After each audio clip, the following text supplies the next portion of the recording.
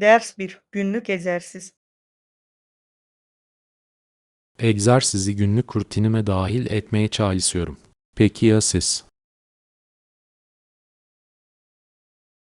Kesinlikle. Hem fiziksel hem de ruhsal sağlığı korumak için bunun gerekli olduğuna inanıyorum. Siz ne yapıyorsunuz? Genellikle sabahları koşuya çıkarım. Güne enerjik başlamamı sağlar. Harika bir fikir. Yoga yapmayı tercih ediyorum. Rahatlamama ve esnek kalmama yardımcı oluyor. Yoga stres atmak için harikadır. Herhangi bir ders denediniz mi veya evde mi pratik yapıyorsunuz? Çoğunlukla evde pratik yapıyorum ama ara sıra motivasyon amaçlı derslere de katılıyorum. Kulağa hoş geliyor. Karıştırmak hisleri ilginç ve zorlayıcı tutabilir. Kesinlikle. Egzersizlerde çeşitlilik can sıkıntısını önleyebilir ve bizi fitness yolculuğumuza motive edebilir. Katılıyorum. Önemli olan sizin için en iyi olanı bulup ona bağlı kalmak. Ders 2. Mükemmel otel konaklaması. Bu oteli seçtiğimiz için gerçekten çok mutluyuz. Konaklamamızı gerçekten keyifli hale getirdiler. Kesinlikle katılıyorum. Hizmet olağanüstüydü ve personel çok misafirperverdi. Evet ve olanaklar harika. Havuz alanı uzun bir günün ardından dinlenmek için mükemmel. Ayrıca bir spaları olması da hoşuma gitti. Masaj rahatlamanın harika bir yolu olurdu. Kesinlikle. Ayrıca konumu yerel turistik yerleri keşfetmek için idealdir. Gerçekten öyle. Yakındaki dükkanlara ve restoranlara yürüyerek kolayca gidebiliriz. Ve odanın kendisi çok rahat. Balkondan manzarayı seviyorum. Evet, her sabah o manzaraya uyanmak harika bir şey. Seyahat ederken şımartılmak güzel. Bence burada harika bir seçim yaptık. Ders 3. Hint yasaminin taslağı. Sonsuza dek yok olmadan önce Hint yasamini tasvir etmeyi planlayan büyüleyici bir sanatçıdan bahsedildiğini duydum. Kulağa ilgi çekici geliyor. Onu özellikle buna odaklanmaya motive eden şey neydi? Toplumda yaşanan kültürel değişimlerden derin kaygı duyuyordu. Bu anlaşılabilir. Gelenekleri sanat yoluyla yakalamak, onları gelecek nesillere aktarabilir. Kesinlikle. Yaşam tarzlarının güzelliğini ve zenginliğini kaybolmadan önce vurgulamak istiyordu. Bu özveriye hayranım. Sanat bazen kelimelerin aktaramayacağı hikayeleri anlatabilir. Ve insanların yıllar sonra bile bağ kurabileceği görsel bir tarih yaratıyor. Katılıyorum. Kültürü canlı tutmanın ve başkalarına onu takdir etmeleri için ilham vermenin güçlü bir yolu.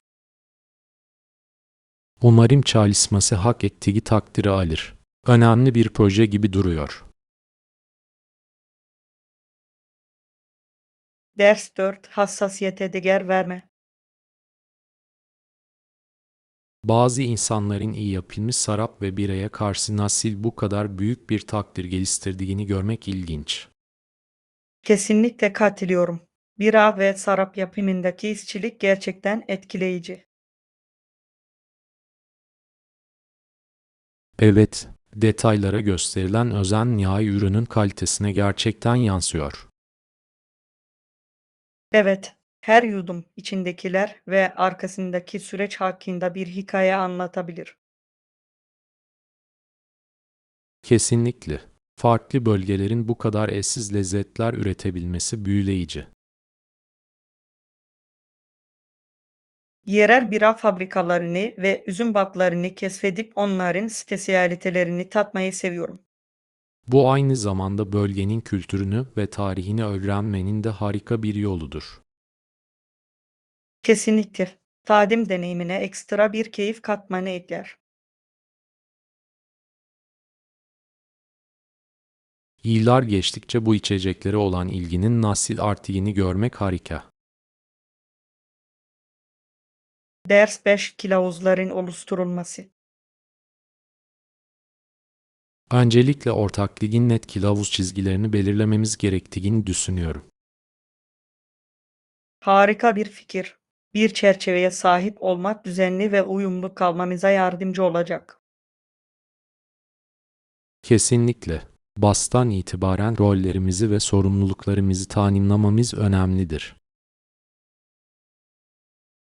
Evet, belirli hedefler belirlemek bize birlikte çalışabileceğimiz bir şey verecektir. Katılıyorum. Ayrıca proje boyunca nasıl iletişim kuracağımızı da ana hatlarıyla belirtmeliyiz. Net iletişim anahtardır. Yanlış anlaşılmaları önler ve herkesin aynı sayfada kalmasını sağlar. Peki ya zaman çizelgeleri? Son tarihler belirlemek, yolda kalmamıza yardımcı olacaktır. Kesinlikle. Bir programa sahip olmak hedeflerimize verimli bir şekilde ulaşmamızı sağlayacaktır.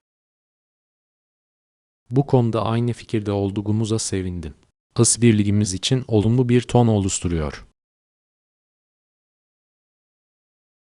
Ders 6. Daha sabitli atıştırmalıklar. Sabitsiz atıştırmalıkları sıklıkla daha sabitli seçeneklerle değiştirdiğimizi düşünüyorum. Bu akıllıca bir seçim. Kuru yemiş veya meyve atıştırmak enerjik kalmanın harika bir yoludur.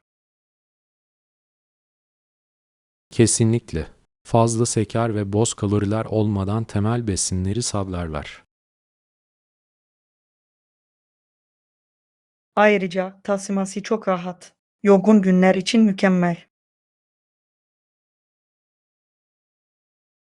Kuru yemişlerin ne kadar çok yönlü olabileceğini seviyorum. Salatalara eklenebilir veya tek başlarına yenebilirler.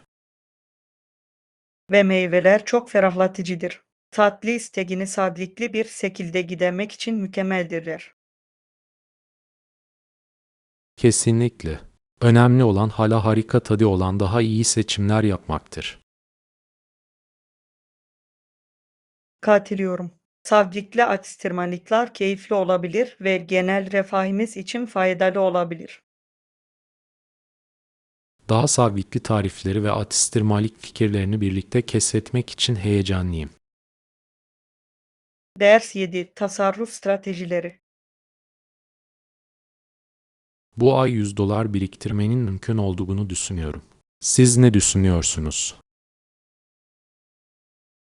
Kesinlikle. Belirli bir hedef belirlemek gerçekten tasarrufa odaklanmamıza yardımcı olabilir. Paylaşabileceğiniz başka tasarruf ipuçları var mı? Etkili bir strateji, tüm harcamalarınızı takip eden bir bütçe oluşturmaktır. Bu, nerelerde kesinti yapabileceğinizi vurgulayabilir. Harika bir fikir. Ayrıca belirli kategoriler için nakit kullanmanın aşırı harcamayı önleyebileceğini düşünüyorum. Evet, nakiti fiziksel olarak teslim ettiğinizde harcama daha gerçek hissettirir. Bu yaklaşımı denediniz mi? Evet, kesinlikle gereksiz alışveriş yapmadan önce 2 kere düşünmemi sağlıyor. Bir diğer ipucu ise her ay tasarruf hesabınıza otomatik para transferi ayarlamaktır. Bu akıllıca. Tasarruf etmeyi zahmetsiz hissettiriyor. Neredeyse bir faturayı ödemek gibi. Kesinlikle. Ve alışveriş yaparken indirimlerden veya kampanyalardan yararlanmayı unutmayın. Ders 8. Deniz ürünlü erişte. Bana bir iyilik yapıp iyi bir restoran önerebilir misiniz? Hiç sorun değil. Harika deniz mahsulü erişteleri olan harika bir yer biliyorum. Bir şans vermelisiniz. Kulağa lezzetli geliyor. Deniz mahsullü eristelerini bu kadar özel yapan şey nedir? Taze malzemeler kullanıyorlar ve suyu inanılmaz lezzetli. Unutamayacağınız bir yemek. Lezzetli yemekleri seviyorum. Restoranın atmosferi nasıl? Arkadaşlarınızla keyifli bir yemek için ideal, samimi ve davetkar bir yer. Bu kulağa ideal geliyor. Her zaman deneyebileceğim yeni yerler arıyorum.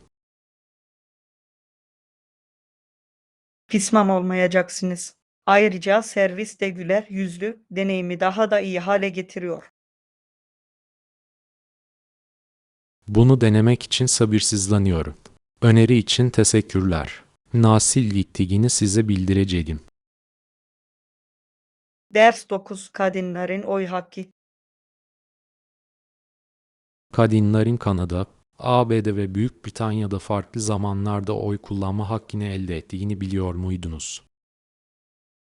Evet, kadın hakları mücadelesinin ülkeden ülkeye nasıl değiştiği büyüleyici.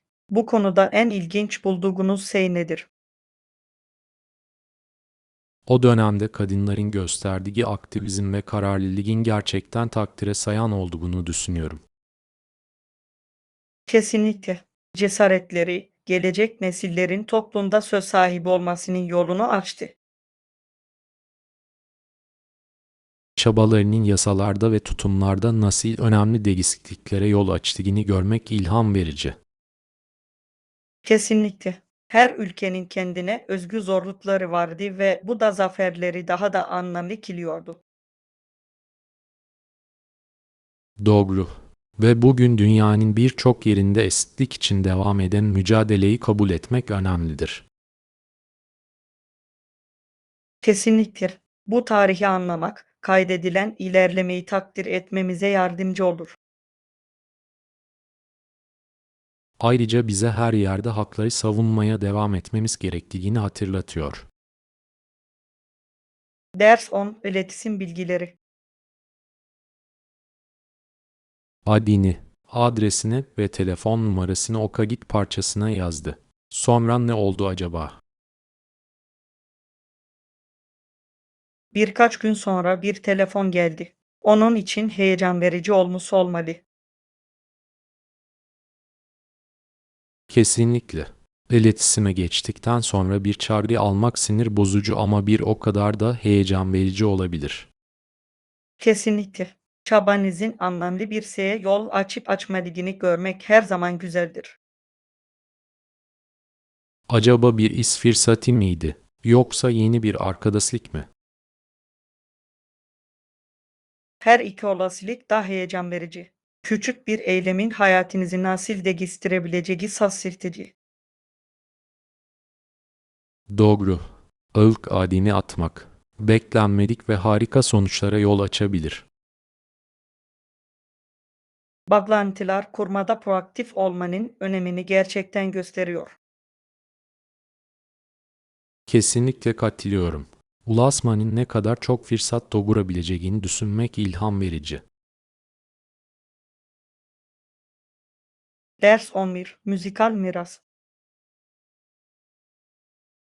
Barbara'nın yetenekli bir piyanist ve kendini iyisine adamış bir piyano öğretmeni olduğunu biliyor muydunuz? Bu harika. Müzikal bir ortamda büyümek harika olmalı. Kesinlikle. O sadece ders vermedi. Aynı zamanda kız kardeşinin performansları için piyano da çaldı. Bunun kız kardeşi için ne kadar ilham verici olduğunu hayal edebiliyorum. Müzik insanlar arasında çok güçlü bağlar yaratabilir. Kesinlikle. Sanatsal ve yaratıcı bir yolculuk gibi hissetmiş olmalıyız. Öğretme tarzının öğrencilerini nasıl etkilediğini merak ediyorum. Klasik müziğe mi odaklandı? Evet, klasik tekniklerde güçlü bir temeli vardı ama aynı zamanda yaratıcılığı da teşvik ediyordu. Bu harika. Teknik ve ifade arasındaki denge her müzisyen için hayati önem taşır. Kesinlikle. Bestelediği veya çaldığı bazı parçaları duymak ilginç olurdu. Ders 12. Hukuki hiciv. Yakın zamanda Gilbert'in hukuk sistemiyle ilgili bir hicri görüşmek üzere Sullivan'ı ziyaret ettiğini öğrendim. Kulağa ilginç geliyor. Hukuk sisteminin hangi yönüne odaklandı? Jürili yargılama kavramını eleştirerek bu kavramın kusurlarını ve saçmalıklarını vurguladı. Bu cesur bir konu. Hiciv, toplumsal yorum için güçlü bir araç olabilir. Gerçekten öyle. Mizahi kullanarak karmaşık hukuki konuları kamuoyuyla daha ilişkilendirilebilir hale getirdi. Bunun adalet hakkında önemli konuşmaları nasıl ateşleyebileceğini görebiliyorum. Kesinlikle. Edebiyatın hukuk algılarını nasıl etkileyebildiği büyüleyici. Seyircilerin o dönemde hicvine nasıl tepki verdiğini merak ediyorum. Bir karşılandı mı? Okuduğum kadarıyla hukuk uygulamaları konusunda epey tartışma ve düşünceye yol açmış. Ders 13. Hizlendirilmiş şöhret. Jordan'ın şöhretinin menajerinin yardımıyla nasıl hızla arttığını duydunuz mu? Evet, iyi bir ajanın birinin kariyeri için neler yapabileceği inanılmaz. Hangi stratejileri kullandılar? Aslında onlar onun eşsiz yeteneklerini tanıtmaya ve yüksek profilli fırsatlar elde etmeye odaklandılar. Mantıklı. Eğlence sektöründe güçlü bir marka inşa etmek olmazsa olmazdır. Kesinlikle. Menajeri ayrıca görünürlüğünü artırmak için medyada yer almasını da ayarladı. Medya görünürlüğü daha geniş bir kitleye ulaşmada gerçekten fark yaratabilir. Kesinlikle. Stratejik planlamanın birini nasıl yıldızlara taşıyabildiğini görmek büyüleyici. Jordan'ın şöhrete doğru hızla yükselişi sırasında neler hissettiğini merak ediyorum. Çok hızlı bir deneyim olmalı. Elbette. Yeni sorumlulukları kişisel hayatla dengelemek oldukça zorlayıcı olabilir. Ders 14. Ev güvenliği. Kesinlikle katılıyorum. Evimin güvende olduğunu bilmek bana huzur veriyor. Evet, sağlam bir güvenlik sistemine sahip olmak gerçekten de kendi alanımızda kendimizi güvende hissetmemize yardımcı oluyor. Kesinlikle. Evimin güvenliğini artırmak için kameralara ve alarmlara yatırım yaptım. Bu akıllıca teknoloji, etkili güvenlik çözümleri sağlamada uzun bir yol kat etti. Kesinlikle. Nerede olursam olayım. Her şeyi telefonumdan takip etmek rahatlatıcı. Bu rahatlığı seviyorum. Güvenliğimiz üzerinde bu düzeyde kontrole sahip olmak harika. Ve sistemin düzgün çalışmasını sağlamak için düzenli bakımının yapılması hayati önem taşır. Kesinlikle. Güvenlik söz konusu olduğunda reaktif olmaktansa proaktif olmak daha iyidir. Evimi korumak için adımlar attığımı bilmek beni çok daha rahatlatıyor. Ders 15. Yaratıcı ilham. Yaratıcılık gerçekten hepimize ilham verebilir ve bizi birbirimize bağlayabilir. Öyle değil mi? Kesinlikle. Sanatsal ifadenin insanları nasıl bir araya getirebildiği inanılmaz. Son sanat sergisini gördün mü? Evet yaptım. Farklı sanatçıların mesajlarını iletme biçimleri çok güçlü ve dokunaklıydı. İnanılmazdı. Her bir parçanın nasıl eşsiz bir hikaye anlattığını ve sohbet başlattığını çok sevdim. Kesinlikle. Sanat bakış açımızı zorlayabilir ve farklı düşünmemizi sağlayabilir. Ve sadece görsel sanatlar değil, müzik ve edebiyat da bizi daha derin bir düzeyde birbirimize bağlayabilir. Kesinlikle. Dinleyiciler arasında duyguları harekete geçirebilir ve bir topluluk duygusu yaratabilirler. Yaratıcılığın sınıf tanımaması ve kültürler arası paylaşılabilmesi harika. Kesinlikle. Yaratıcılığı hayatımıza dahil etmek deneyimlerimizi zenginleştirir ve bağlantıyı teşvik eder. Ders 16. Diğer gezegenlerde yaşam. Hiç yasamı destekleyebilecek gezegenlerin var olma olasılığını düşündünüz mü? Dünya dışı varlıklarla temas kurmak inanılmaz olurdu. Sizce nasıl olurlardı? Fiziksel ve kültürel olarak bizden çok farklı olabileceklerini düşünüyorum. Kesinlikle. Evrendeki yaşam formlarının çeşitliliği şaşırtıcı olabilir. Ve bunun bilim ve felsefe açısından derin sonuçları olacaktır. Evet, yaşama ve evrendeki yerimize dair anlayışımızı zorlayacaktır. Böyle bir keşfin insanlığı nasıl etkileyeceğini merak ediyorum. Bizi daha önce hiç hayal etmediğimiz şekillerde birleştirebilir, işbirliğini ve barışı teşvik edebilir. Bu umut verici bir bakış açısı. Bilinmeyeni keşfetmek inanılmaz ilerlemelere yol açabilir. Ders 17. Mükemmel hava. Günaydın. Bugün hava nasıl? Güneşli ve sıcak, dışarıda yürüyüş yapmak için mükemmel. Kulağa hoş geliyor. Dogan'ın tadını çıkarabileceğiniz böyle günleri çok seviyorum. Kesinlikle. Biraz temiz hava almak ve egzersiz yapmak için harika bir fırsat. Katılıyorum. Favori bir yürüyüş rotanız var mı? Evet, nehir kenarında yürümeyi seviyorum. Manzara güzel ve huzurlu. Kulağa hoş geliyor. Parkta yürümeyi seviyorum. Çok ferahlatıcı.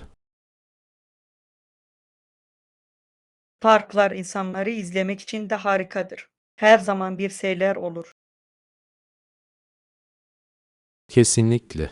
Belki daha sonra birlikte yürüyüşe çıkıp güneşin tadını çıkarabiliriz. Ders 18. Bir annenin görüsü. Oldukça aptal olduğu düşünülen genç çocuğu duydunuz mu? Evet yaptım. Algilerin ne kadar yanıltıcı olabileceği ilginç.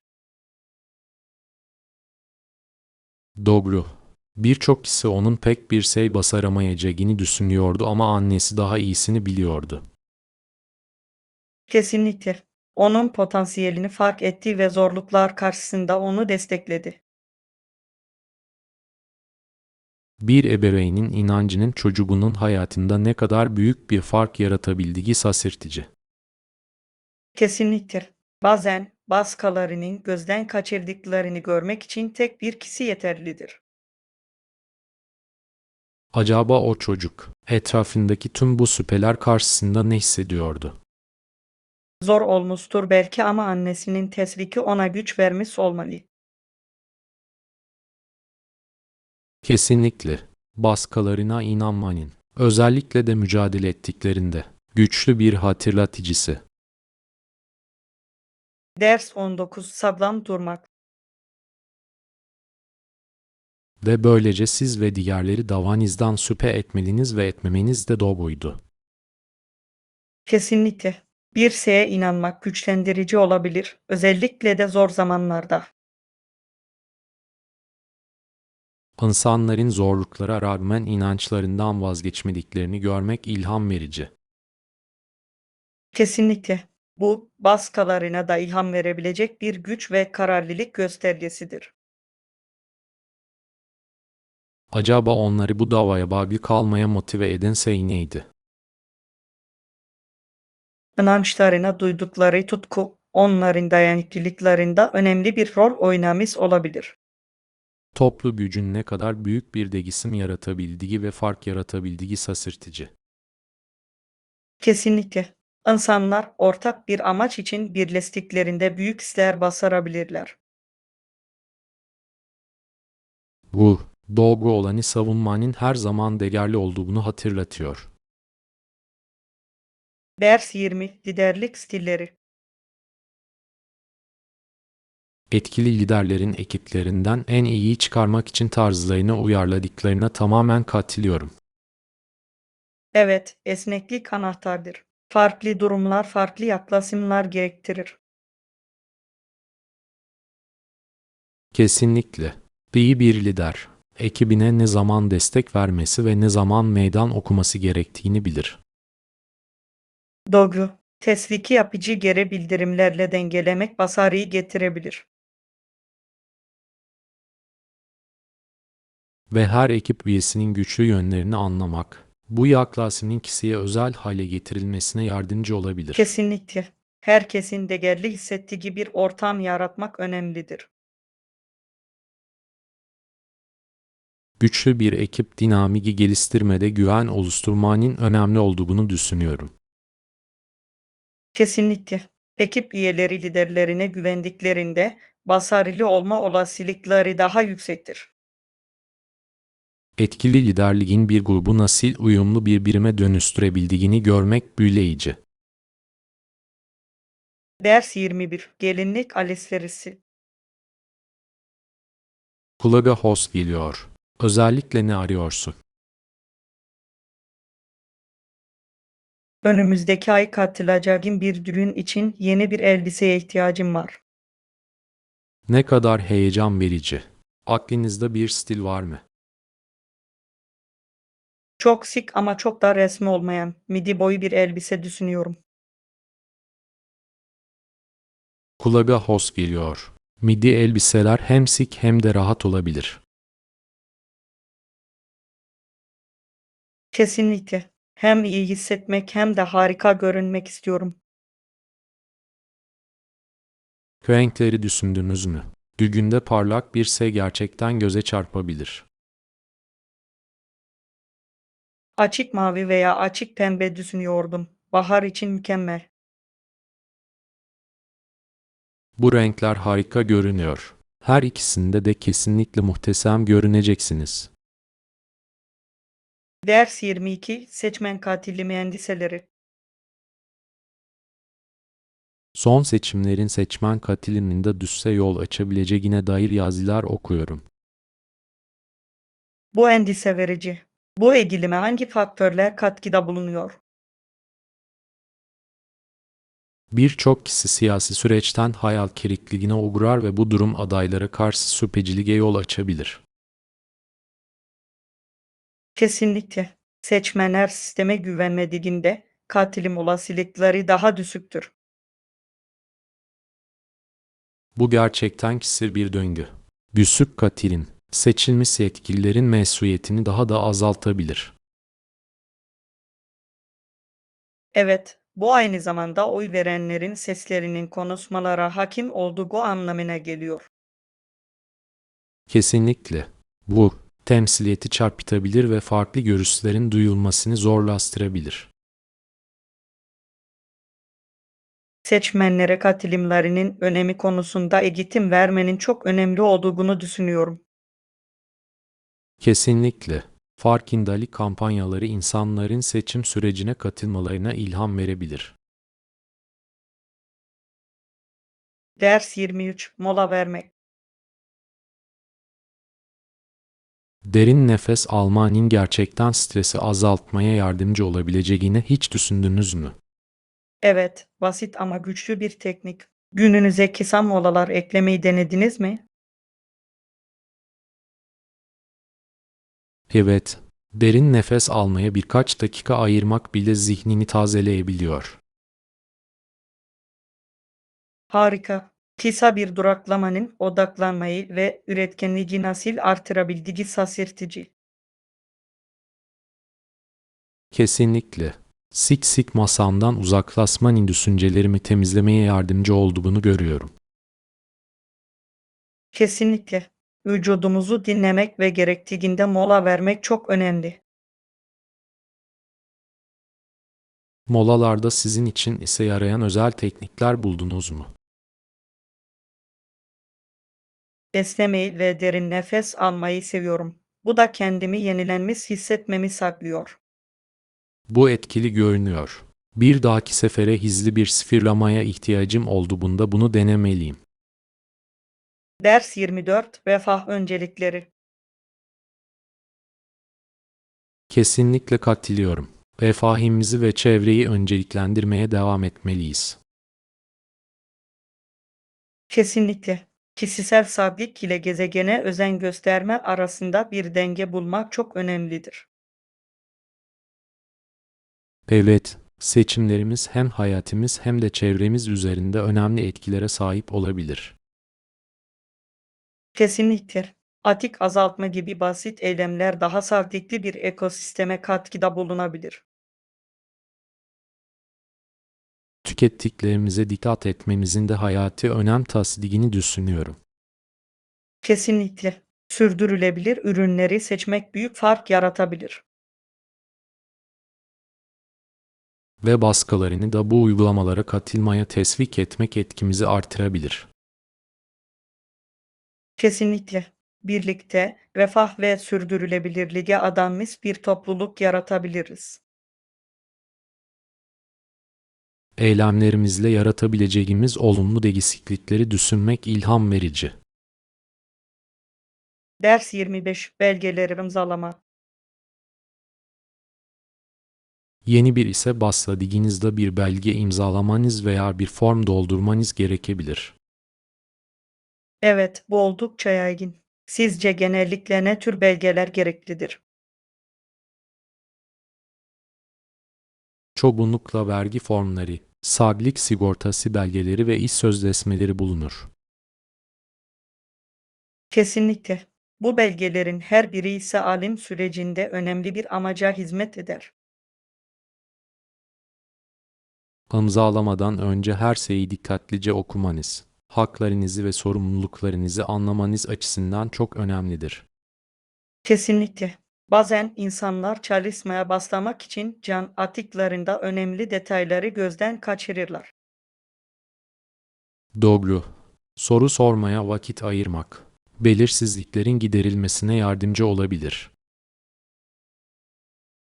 Kesinlikle katılıyorum. Daha sonra sormadığınıza pişman olmaktansa bilgi sahibi olmak daha iyidir. Ayrıca, bu belgeleri anlamak isteki genel deneyiminizi artırabilir. Ders 26 Kişisel bilgisayarların çağı. Kişisel bilgisayarların yalnızca birkaç 10 yıldır var olduğunu düşünmek büyüleyici. Biliyorum, değil mi? Teknolojideki dönüşüm inanılmaz. Evet, ilk ev bilgisayarlarından bu yana ne kadar çok şeyin değiştiğini bir düşünün. Kesinlikle. Şu an sahip olduklarımıza kıyasla hantal ve işlevsel olarak sinirliydiler. Günümüzde film izlemekten görüntülü görüşmeye kadar her şeyi rahatlıkla yapabiliyoruz. Harika. Ve çevrimiçi bilgi erişim, öğrenme şeklimizi kökten değiştirdi. Kesinlikle. Dergi ve gazeteler artık parmaklarımızın ucunda. Evet, internet herkesin içerik paylaşmasını ve tüketmesini kolaylaştırdı. Teknolojinin geleceğinin bize neler getireceğini hayal etmek heyecan verici. Ders 27 Siyaset ve spor. Sporda siyasetin, ticarileşmenin ve uyuşturucu kullanımının varlığına sıklıkla hayranlık duydum. Karmaşık bir konu, değil mi? Her bir yönü oyunun bütünlüğünü etkiliyor. Kesinlikle. Ticari taraf bazen atletik ruhu gölgede bırakabiliyor. Evet, kazanma baskısı sporcuların sorgulanabilir seçimler yapmasına yol açabilir. Uyuşturucu kullanımının birçok sporda yaygın bir sorun haline gelmesi endişe verici. Kesinlikle. Adalet ve gerçek rekabet ruhu hakkında sorular ortaya çıkarıyor. Spor örgütlerinin bu zorluklarla etkili bir şekilde nasıl başa çıkabileceklerini merak ediyorum. Daha sıkı düzenlemeler getirmeleri ve temiz rekabet kültürünü teşvik etmeleri gerekiyor. Elbette, bu sorunlarla mücadelede sporculara yönelik eğitim ve destek çok önemli. Ders 28 Takin tartışması. Öneri hakkındaki noktanızı anlıyorum. Bunu ekibinle tartışıp size geri döneyim.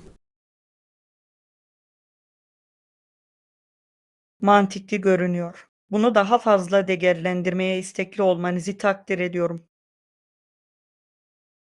Elbette. Karar vermeden önce herkesin aynı fikirde olduğundan emin olmak istiyorum. Ekibinizden girdi toplamak akıllıca olacaktır. İşbirliği genellikle daha iyi sonuçlara yol açar. Kesinlikle. Farklı bakış açıları, gözden kaçırdığımız potansiyel zorlukları veya faydaları vurgulayabilir. Katılıyorum. İlerlemeden önce kapsamlı bir görüşe sahip olmak önemlidir. Tartışmaya sizin noktalarınızı da katacağından emin olabilirsiniz. Çok geçerliler. Teşekkürler. Ekibinizin ne düşündüğünü duymayı sabırsızlıkla bekliyorum. Konuşma fırsatımız olduğunda tekrar sizinle iletişime geçeceğim. Ders 29 Yerel gazeteler. Sehim'de düzenli olarak okuduğum 3 farklı gazete var. İlginç. Kapsamlarında ne fark ettiniz? Her gazetenin yerel olaylara ilişkin kendine özgü bir bakış açısına sahip olduğunu düşünüyorum. Evet, farklı editoryal tercihler kamuoyunu önemli ölçüde şekillendirebilir. Genel bir görüş elde etmek için genellikle farklı günlerde farklı gazetelere bakarım. Bu akıllıca bir yaklaşım. Çeşitli bakış açılarını anlamanıza yardımcı olur. Bazı makalelerin toplumsal sorunlara diğerlerinden daha fazla odaklandığını fark ettim. Bu önemli. Yerel haberler, sakinlerin şehirleri hakkında nasıl hissettiklerini etkileyebilir. Yerel gelişmelerden haberdar olmak için bu makaleleri incelemeye devam edeceğim. Ders 30 Çalışan eğitimi. Çalışanları eğitmek ve sistemleri güncellemek oldukça büyük bir yatırım olabilir. Uzun vadede maliyet açısından etkili midir? Harika bir soru. Tıp pasta pahalı gibi görülse de faydaları genellikle maliyetlerinden daha fazladır. Anladın. Verimliliğin artması zamanla önemli tasarruflara yol açabilir. Kesinlikle. İyi eğitilmiş çalışanlar daha üretkendir ve daha az hata yaparlar. Sistemlerin güncel tutulması maliyetli arızaların ve duruşların önüne geçebilir. Kesinlikle. Bu büyüme için sürdürülebilir bir ortam yaratmakla ilgili. Çalışanların işlerini iyi yapabilecek donanıma sahip olduklarını hissetmelerinin moralini de yükselttiğini düşünüyorum. Evet, eğitime yatırım yapmak çalışanlara değer verildiğini gösterir. Bu hem şirket hem de çalışanları için kazan kazan durumudur. Ders 31 Sporda gençliğin hedefleri. Afrika kökenli Amerikalı gençlerin önemli bir yüzdesinin spordan geçimini sağlamayı hedeflediğini okudum. Evet, bu birçok genç sporcunun ortak hayalidir. Sizce bu tutkuyu ne yönlendiriyor? Profesyonel sporcuların medyada görünürlüğü olabilir. Doğrudur. Başarı hikayeleri gençlere sporu ciddiye almaları konusunda ilham verebilir. Ancak rekabeti ve karşılaştıkları zorlukları da göz önünde bulundurmak önemlidir. Kesinlikle. Sadece küçük bir yüzdesi profesyonel seviyelere ulaşabiliyor. Sporun dışında hangi kariyer seçeneklerini değerlendirmeliler? Gelecekleri için eğitim ve beceri gelişimini teşvik etmek çok önemlidir. Katılıyorum. Onların özlemlerini desteklerken yedek planlarının olmasını da sağlamalıyız.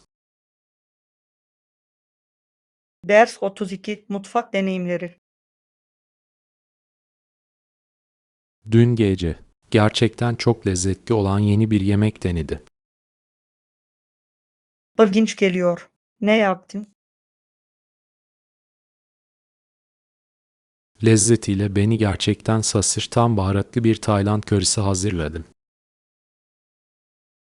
Tayland yemeklerini seviyorum. Hangi malzemeleri kullandınız? Taze sebzeler, Hindistan cevizi sütü ve çeşitli baharatlar kullandım. Kulağa hoş geliyor. Ben kendim büyük bir aşçı değilim ama yeni tarifler denemekten hoşlanıyorum. Yemek yapmak eğlenceli bir deneyim olabilir. Özellikle de arkadaşlarla birlikteyken. Katılıyorum. Belki bir ara birlikte yemek pişirme gecesi yapabiliriz. Harika olurdu. Mutfak deneyimlerini paylaşmak bunu daha da güzelleştiriyor. Ders 33 Oyunculuk hırsları. Her zaman televizyon dizilerinde veya filmlerde oynamayı hayal ediyordum. Bu heyecan verici. Kendiniz için ne tür roller öngörüyorsunuz? Derinliği olan bir karakteri, belki bir kahraman ya da karmaşık bir kötü adamı oynamayı çok isterdim. Bu roller çok ödüllendirici olabilir. Oyunculuk dersleri aldın mı? Evet, becerilerimi ve özgüvenimi geliştirmek için atölyelere katılıyorum. Deneyim kazanmanın harika bir yolu. Favori aktörleriniz var mı? Karakterlerini benzersiz şekillerde hayata geçirenlere hayranım. İlham gerçekten hayallerinizin peşinden gitmenizi sağlayabilir. Bir sonraki adımınız nedir? Daha fazla tanınmak için yerel tiyatro yapımlarının seçmelerine katılmayı planlıyorum. Ders 34 Sabah ritüelleri. Güne reçelli tost ve bir fincan kahve ile başlamayı tercih ediyorum. Kulağa çok lezzetli geliyor. Özel sabah rutinleriniz var mı? Evet, haber okurken kahvaltımın tadını çıkarmayı seviyorum. Bilgi sahibi olmanın iyi bir yolu. Ne tür reçel seversin? Çilek reçelini çok severim. Ekmeğime tam kıvamında bir tatlılık katıyor. Mememe. Ben genelde sabahları meyveli smoothie içerim. Smokyeler de harika. Hem ferahlatıcı hem de sağlıklı. Kesinlikle. Kahvaltınızı her zaman kendiniz mi hazırlıyorsunuz? Çok zaman. Ama hafta sonları yeni tarifler denemekten hoşlanıyorum. Ders 35 Sürdürülebilir büyüme. Isıtmelerin çevreye zarar vermeden nasıl büyüyebileceğini hiç düşündünüz mü? Kesinlikle. Büyümeyi sürdürülebilirlikle dengelemek çok önemli. Hangi stratejilerin etkili olduğunu düşünüyorsunuz? Bir yaklaşım yenilenebilir kaynaklara yatırım yapmaktır. Bu sadece gezegene yardımcı olmakla kalmaz, aynı zamanda uzun vadede maliyetleri de azaltabilir. Çok güzel bir nokta. Ayrıca işletmeler israfı en aza indirmek için verimli tedarik zincirlerine odaklanmalı. Dobro ve müşterilerden gelen geri bildirimleri dahil etmek sürdürülebilir uygulamaları yönlendirebilir. Bunu eylem halinde gördünüz mü? Evet, birçok şirket artık müşterilerinin çevre dostu ürünlere yönelik tercihlerine göre ürünlerini uyarlıyor. Tüketici talebinin sürdürülebilirliği nasıl yönlendirebildiği büyüleyici. Sizce diğer hangi stratejiler hayati önem taşıyor? Diğer çevre dostu işletmelerle ortaklıklar kurmak etkiyi artırabilir ve kaynakları etkili bir şekilde paylaşabilir.